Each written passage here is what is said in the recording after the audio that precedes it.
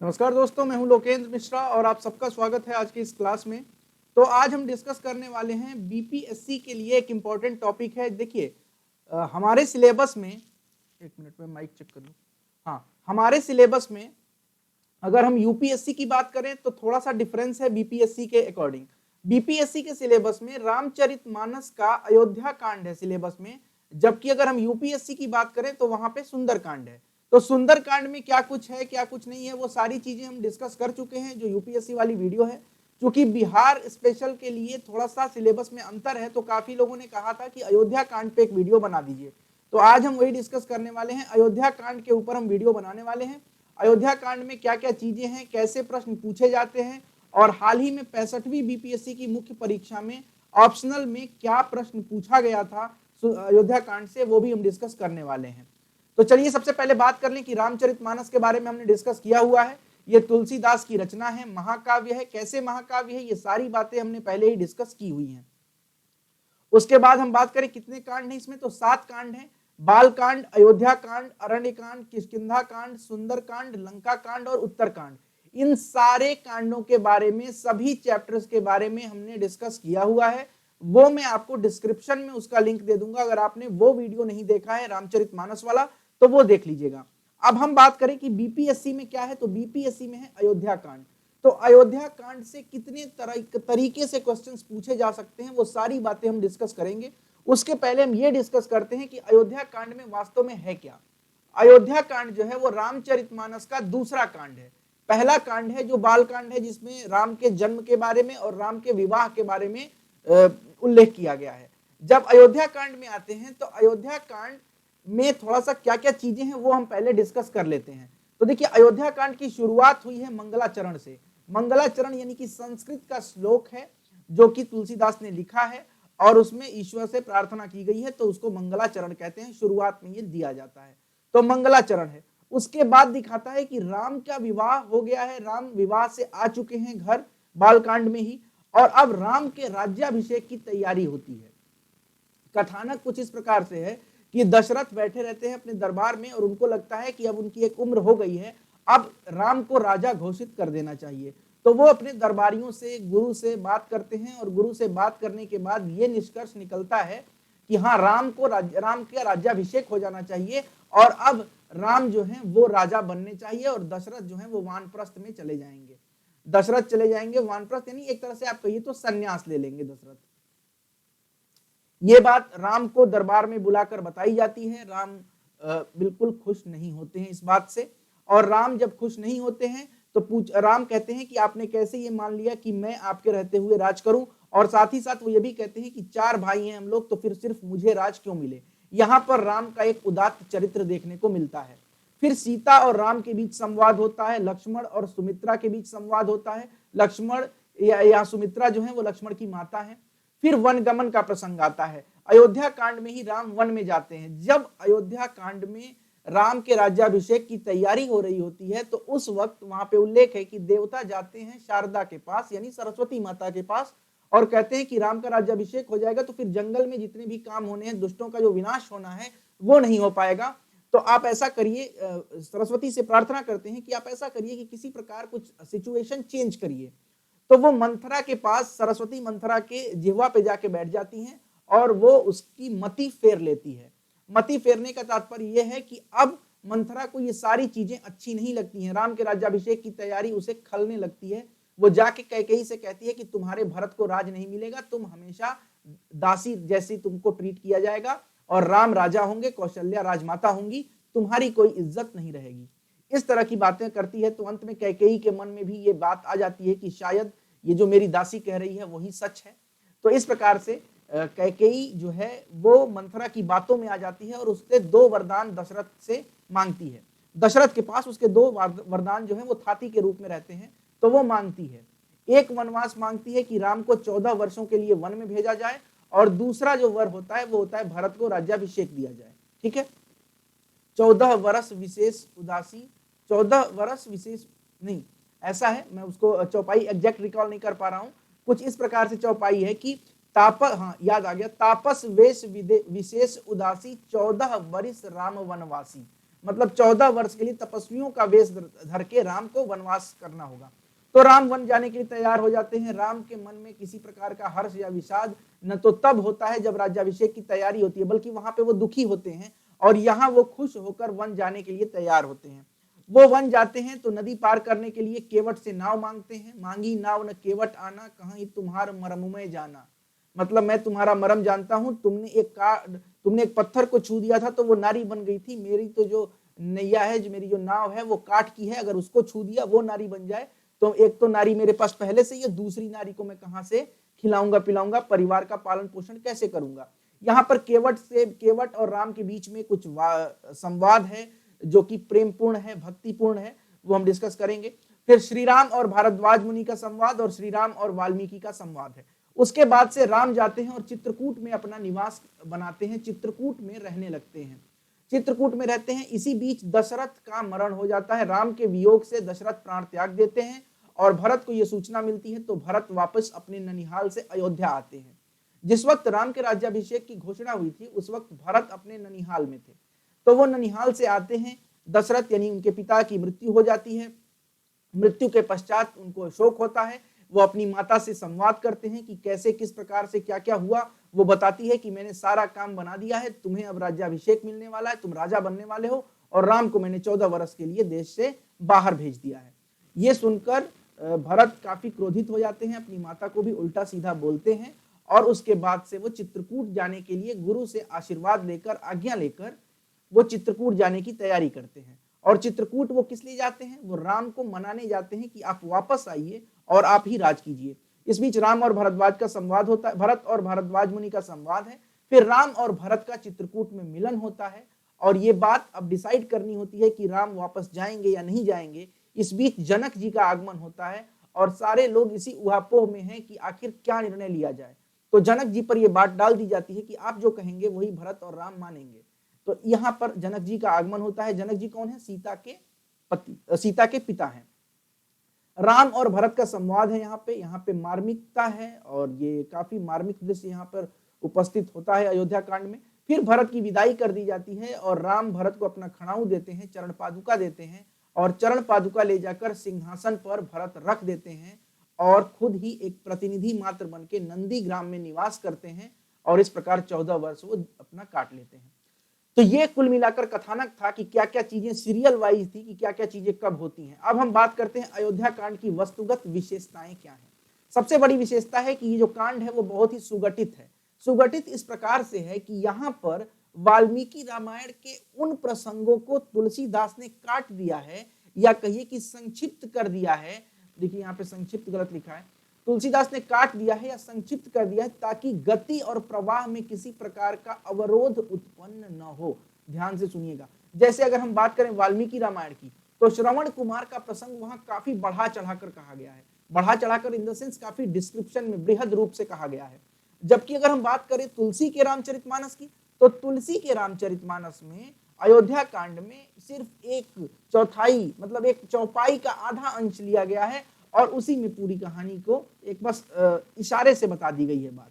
केवट के साथ जो प्रसंग है यहाँ पर भक्ति भाव तो है ही और उसके साथ साथ वहां पे विनोद और हास्य भी उत्पन्न होता है। मांगी नाव न केवट आना, कहीं तुम्हार मरम में जाना। फिर वो चरण पखारता है तो वो प्रेम दिखाई देता है और जब वो कहता है कि मैं आपको नाव पे नहीं चढ़ाऊंगा, आपके छूने से तो पत्थर की शिला जो है वो एक औरत बन जाती है। तो इस तरह की चीजें वहां पे हास्य भी है, विनोद भी है, जो तुलसीदास की काव्य की कलाकारी को दिखाता है एक तरह से। हम बात करें चित्रकूट के प्रसंग की तो ये सबसे मार्मिक प्रसंग है और यहाँ पर तुलसीदास एक भक्त कवि के रूप में दिखाई देते हैं। यहाँ पर मार्मिकता उस स्तर पे जाती है कि सारे लोग वहां पे इमोशनल हो जाते हैं और भरत का जो चरित्र दिखाया गया है चित्रकूट मिलन में और राम के साथ जो चरित्र दिखाया गया है वो काफी मार्मिक है। यहाँ पर शुक्ल जी का एक स्टेटमेंट है वो मैं कोट करना चाहूंगा, आप लिख लीजिएगा। चित्रकूट में राम और भरत का जो मिलन हुआ है, राम और भरत का जो मिलन हुआ है वह शील और शील का मिलन, शील और शील का, स्नेह और स्नेह का, नीति और नीति का मिलन है। इस मिलन से संबंधित उत्कर्ष की दिव्य प्रभा देखने योग्य है। यह झांकी अपूर्व है। चित्रकूट के इस सभा की कार्रवाई क्या थी?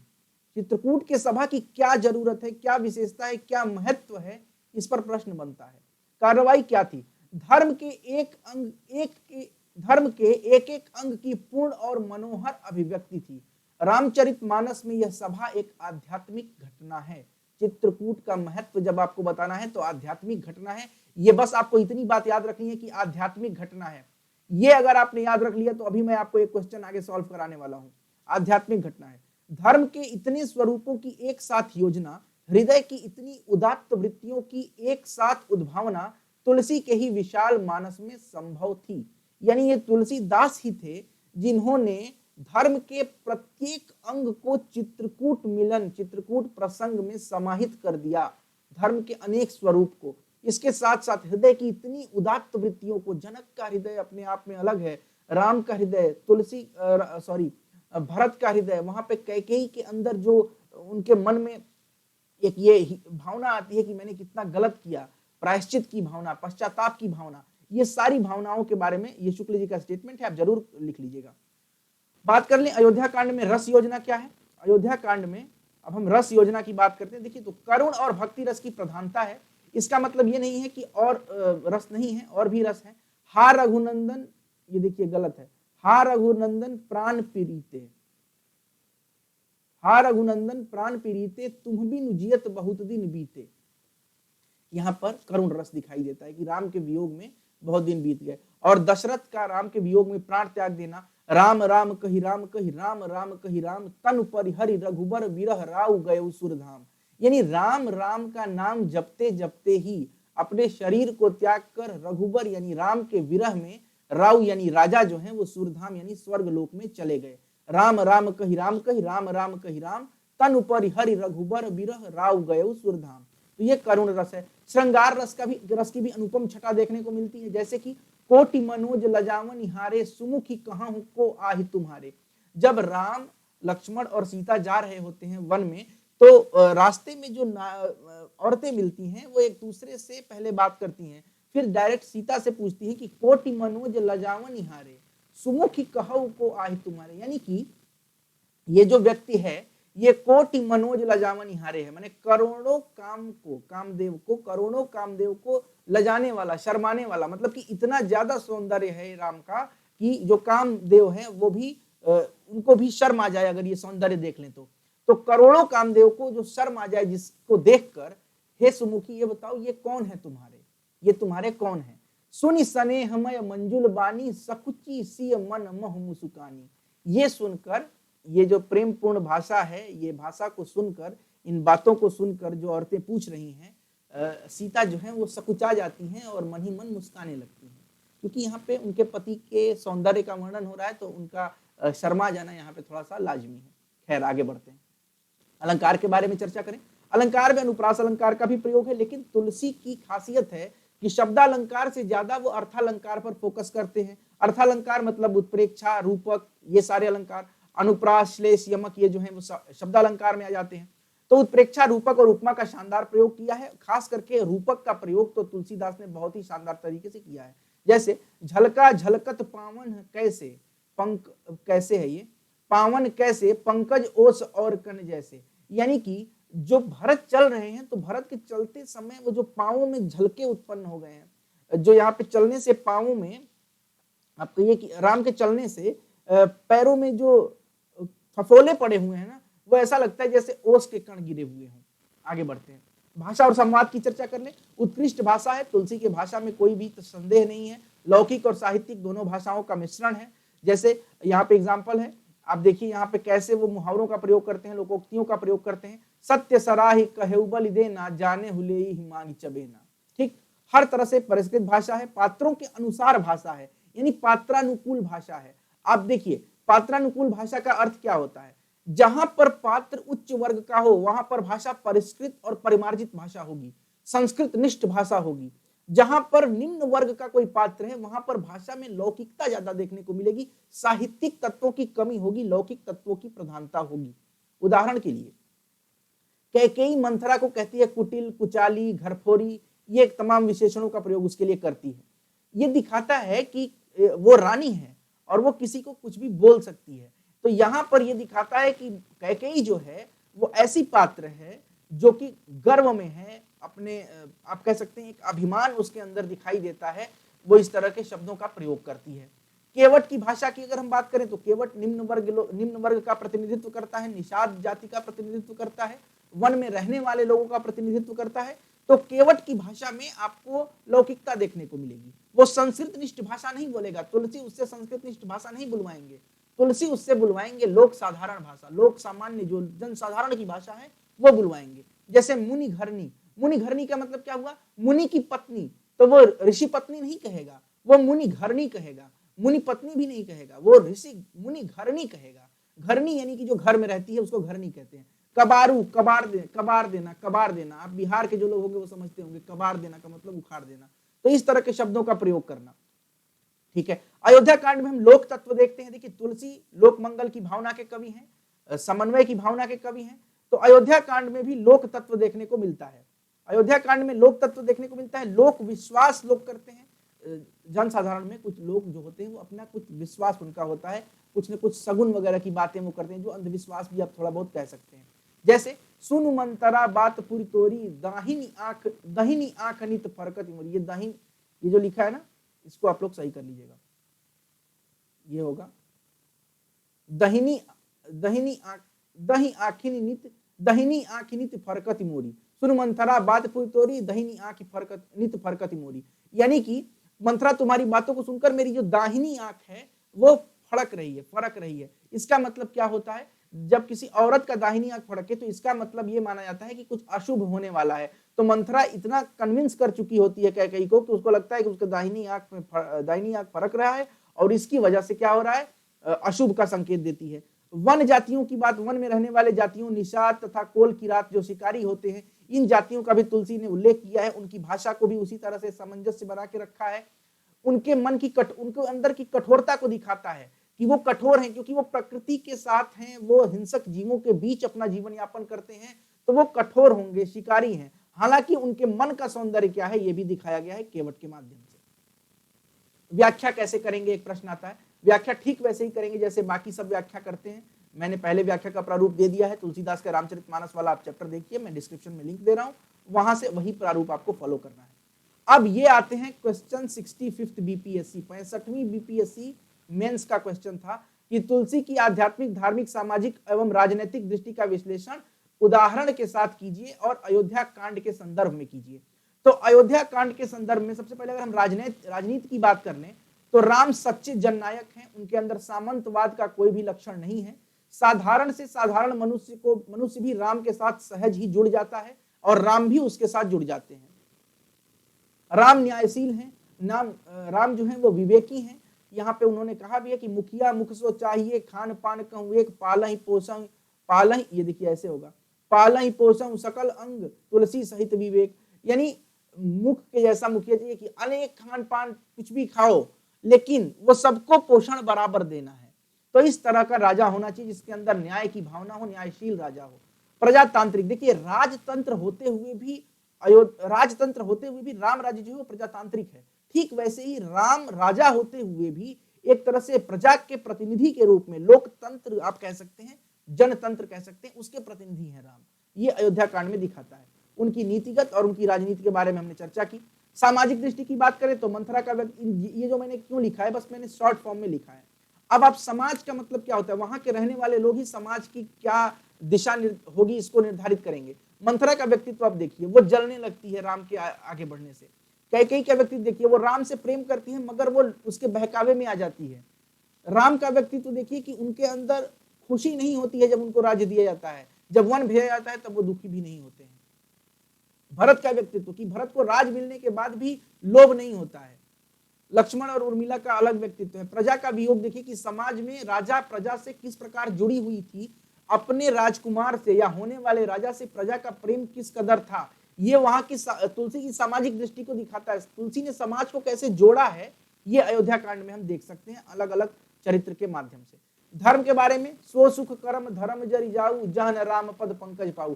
यहाँ पे भक्ति को प्रधानता दी गई है। भक्ति को प्रधानता इस तरह से दी गई है कि वो कर्म धर्म सब जल जाए यानी कि खाक हो जाए, जिसमें राम के चरणों के प्रति यदि अनुराग नहीं है तो ऐसे धर्म कर्म को जल जाना चाहिए, राख हो जाना चाहिए। तो इस तरह से कुछ बातें 65 बीपीएससी के ये क्वेश्चन है, इसको आप लोग करिएगा। अब आप कैसे करेंगे, तो देखिए अध्यात्म की बात जहां पे आएगी, तो मैंने पहले ही आपको बताया कि चित्रकूट प्रसंग जो है वो सर्वाधिक आध्यात्मिक प्रसंग है। तो चित्रकूट से उदाहरण आप लेंगे, चित्रकूट प्रसंग से आप उदाहरण लेंगे आध्यात्मिक का, धार्मिक का उदाहरण भी आपको वहीं से मिलेगा। सामाजिक दृष्टि का उदाहरण अगर आपको लेना है तो तुलसी की समाज के प्रति क्या सोच है, ये अयोध्या कांड में दिखती है।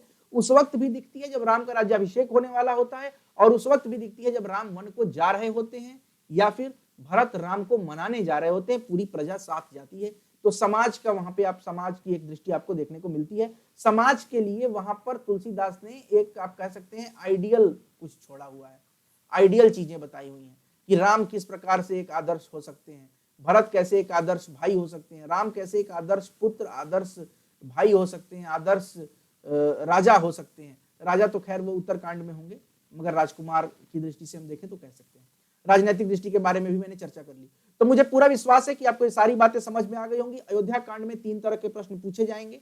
एक अयोध्या कांड की कथा वस्तु से संबंधित प्रश्न पूछे जा सकते हैं, उसकी विशेषताओं से संबंधित प्रश्न। दूसरा प्रश्न ये जो आप देख रहे हैं आपकी स्क्रीन पे, आध्यात्मिक, धार्मिक, सामाजिक और राजनीतिक दृष्टि का विश्लेषण या समन्वय या लोक भावना का किस प्रकार से चित्रण किया है अयोध्या कांड के माध्यम से तुलसीदास ने। मैं थोड़ा फास्ट बोल रहा हूं इसलिए कि आपके पास तो ऑप्शन है यूट्यूब में कम करके देख लेने का। मैं ज्यादा फास्ट नहीं बोलूंगा तो वीडियो लंबा हो जाएगा। वीडियो लंबा करने से मतलब नहीं, वीडियो छोटा हो, काम का वीडियो हो, बस इतना बहुत बड़ी बात है। तो बीपीएससी वाले लोग जितने भी हैं, अयोध्या कांड का ये वीडियो आप लोगों के लिए आ गया। आप लोगों ने काफी बार मैसेज भी किया था, कुछ लोगों ने फोन भी किया था। तो बहुत बहुत धन्यवाद आप सबका इस वीडियो को देखने के लिए। अगर वीडियो अच्छा लगता है तो लाइक करें, कमेंट करें, शेयर करें। चैनल को जरूर सब्सक्राइब कर लीजिए जिन लोगों ने सब्सक्राइब नहीं किया है, और नीचे डिस्क्रिप्शन में कुछ और वीडियोस के लिंक है, प्लेलिस्ट का लिंक है, वो जरूर देखिएगा आप। और साथ ही साथ हमारे टेलीग्राम चैनल से भी जरूर जुड़ें। अधिक जानकारी के लिए, किसी प्रकार की क्वेरी के लिए टेलीग्राम से जुड़ें। बहुत बहुत धन्यवाद आप सबका। Thank you so much.